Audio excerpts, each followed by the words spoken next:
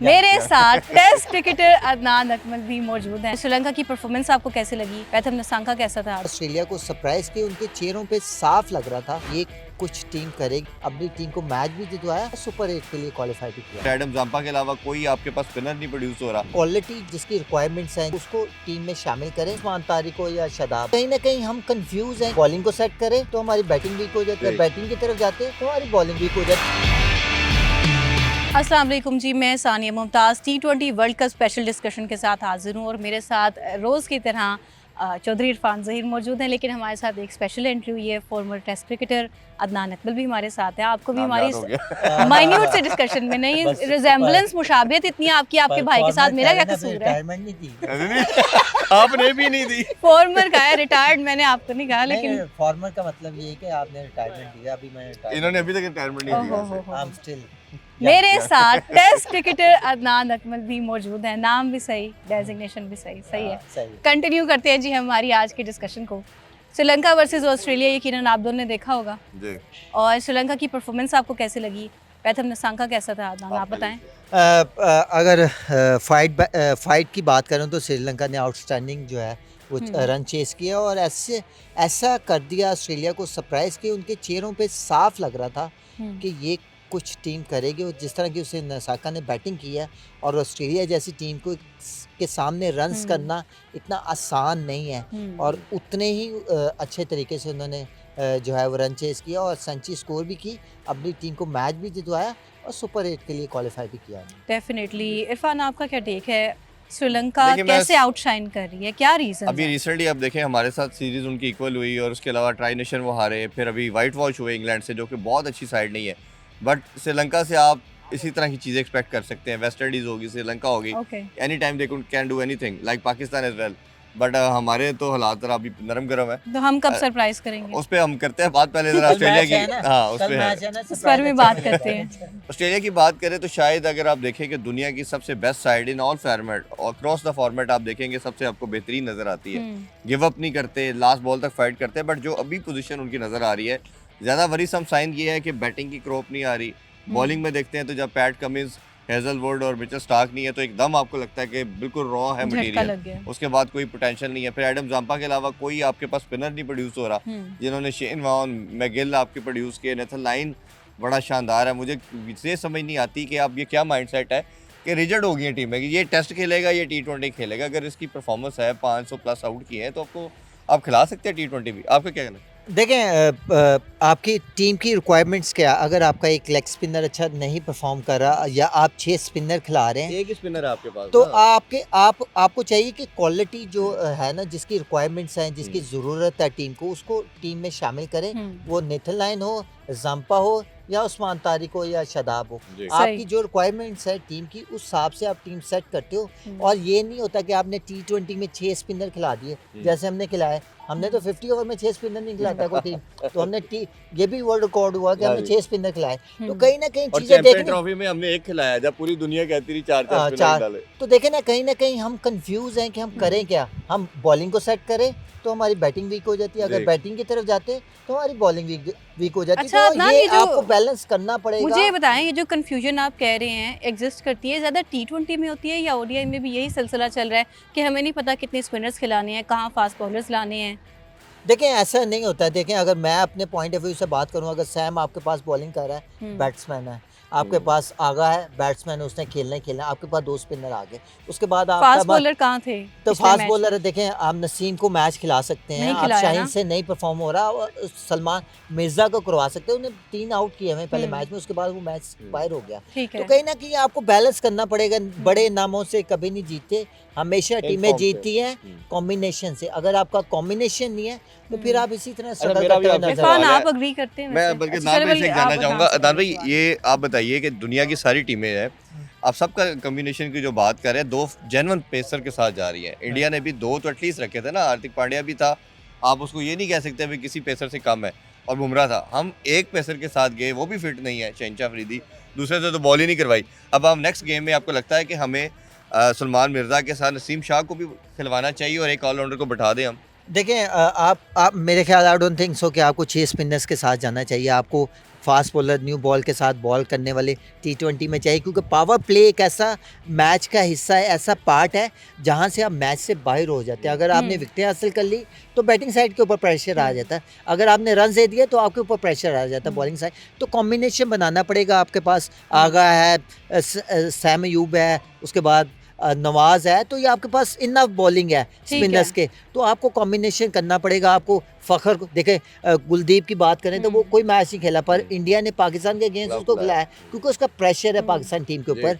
उसके बाद अगर बात करें तो हमने फ़खर को क्यों नहीं खिलाया, हमने अपनी बैटिंग क्यों नहीं अपनी जो है वो बैलेंस की, हम स्पिनर्स को लेके चले गए। तो ना बैटिंग को स्ट्रेंथन किया ना बॉलिंग को स्ट्रेंथन देखें किया। अगर हम बात करें तो मैं अगर अपने पॉइंट ऑफ व्यू से बात करूं, ना आपने बैटिंग स्ट्रोक की, ना बॉलिंग तो हमारे पास थी ना आपने बैट। अगर पूरी टीम में बात करूं ना, देखो मैं अगर पूरी टीम की बात करूं ना, तो टीम में सिर्फ एक बैट्समैन है, सैम भी बॉलिंग करता है, और साहबजादा फरहान और बाबर आजम है। तो इनके अलावा कौन सा ऐसा बैटर था जो प्रॉपर बैट्समैन था, और जैसे वो आउट हुए और प्रेशर जो है वो सारे ऑलराउंडर्स पे पड़ गया, ऑलराउंडर पे आ गया। देखिए आपको कॉम्बिनेशन बनाना पड़ेगा, डजंट मैटर ये T20 क्रिकेट है, इसमें आपके पास अगर बॉलर कम भी होंगे ना, तो अगर आपके पास बैटिंग ऐसी है तो श्रीलंका की तरह आप 180 प्लस रन भी चेस कर सकते हैं। अगर आपको पता हो कि मेरे पास है ही 2 बैट्समैन, और अगर वो आउट हो गए तो फिर क्या होगा, आपके पास 130 भी चेंज नहीं कर सकते। तो आपको कॉम्बिनेशन बनाना पड़ेगा। जितनी आप बॉलिंग स्ट्रॉन्ग कर रहे हैं उतनी आपको बैटिंग स्ट्रॉन्ग करनी पड़ेगी। फ़खर को मैच खिलाना पड़ेगा, नाफी बड़ा अच्छा बैट्समैन है, उसको खिलाना पड़ेगा। उस्मान ठीक है, बहुत अच्छी बैटिंग की उसने, बहुत अच्छी बैटिंग डोमिनेट किया उसने, पर उसके साथ कोई ऐसा बंदा होता जो पार्टनरशिप लगा सकता तो शायद हम मैच के करीब चले जाते। बाबर आउट हो गया तो फिर अकेला जो है सलमान वो रह गया, उस्मान रह गया। तो आपको कॉम्बिनेशन में आपके पास ऐसे बैटर होने चाहिए जो पार्टनरशिप बिल्ड कर सके। श्रीलंका में बड़ी हिट मारना बहुत मुश्किल है, पर अगर मैच लेके लंबा चलेगा तो फिर आपको मेरा आप दोनों से ये सवाल है, क्योंकि आप टीम कॉम्बिनेशन की बात कर रहे हैं, तो हम ये बात कर लेते हैं कि किसको होना चाहिए किसको नहीं होना चाहिए।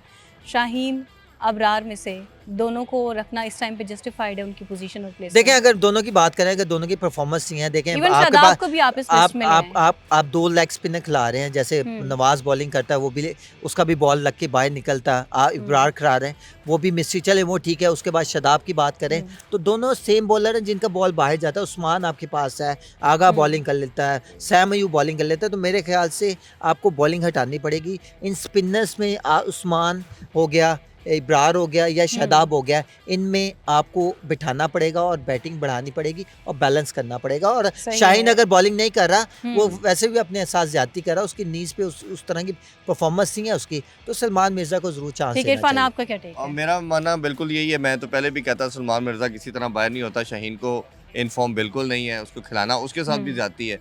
एक तो ये चेंजिंग होनी चाहिए। दूसरा मेरा मानना है कि 3 ऑलराउंडर में से किसी एक ऑलराउंडर को बिठाएं और आप उसको नसीम शाह को खिलाएं, जेन्युइन पेसर को खिलाएं। ठीक है, अब इस चीज़ को छोड़ दें कि अब हमने ऑलराउंडर के साथ जाना है, दुनिया स्पेशलिस्ट के साथ जा रही है। तो आपको राना भी है अभी बॉलिंग करने राना से अब नहीं करवाते तो उनसे की करिए उसे राना जी कम कराते या बैटिंग करा छोड़ दें। उन्होंने उस्मान तारिक को टाइम पे यूटिलाइज नहीं किया पिछले मैच में। और तीसरा ये है कि बाबर की जगह आपको अब डालना पड़ेगा फ़खर जमान, चांस लेना पड़ेगा। और ये आप ये भी एक्सपेरिमेंट कर सकते हैं कि फ़खर ओपनर है, उसकी यूटिलिटी ज़्यादा है, फ़खर को ओपन कराएं साहबजादा फरहान के साथ, साइम को अब नीचे लेके आ सकते हैं, उसको वन डाउन खिला सकते हैं, उसको नीचे ला के आप यूटिलाइज किया जा सकता है। जैसे एशिया कप में किया था, तो मैं कहता that could be a very good option.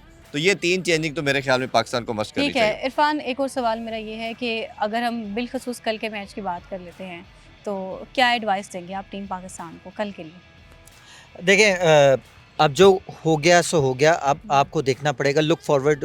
खैर है नमीबिया के साथ मैच है, तो आपको कॉम्बिनेशन के साथ जाना चाहिए जो हमने लेके आगे चलना है। तो सलमान मिर्ज़ा को मैच खिलाएं, फ़खर को मैच खिलाएं, तो कॉम्बिनेशन ऐसा सेट करें जो सुपर 8 में आपके काम आए। ये वहाँ पे जाके फिर कंफ्यूज ना हो जाए कि हम करें क्या, बॉलिंग को बढ़ाएं या बैटिंग को बढ़ाएं। आपको कॉम्बिनेशन बनाना पड़ेगा, बैलेंस करना पड़ेगा, और ऐसे बैटर जो है टीम में रखने पड़ेंगे जो लंबी क्रिकेट खेले, लंबी पार्टनरशिप लगाएं और टीम को लेकर चले। ठीक है, और इंटेंट और बॉडी लैंग्वेज के वाले से मैं बात करना चाहूंगी। अभी प्लेयर्स ने प्रेस कॉन्फ्रेंस की, बातचीत की, शादाब ने कहा है कि हम तो फाइनल में हैं।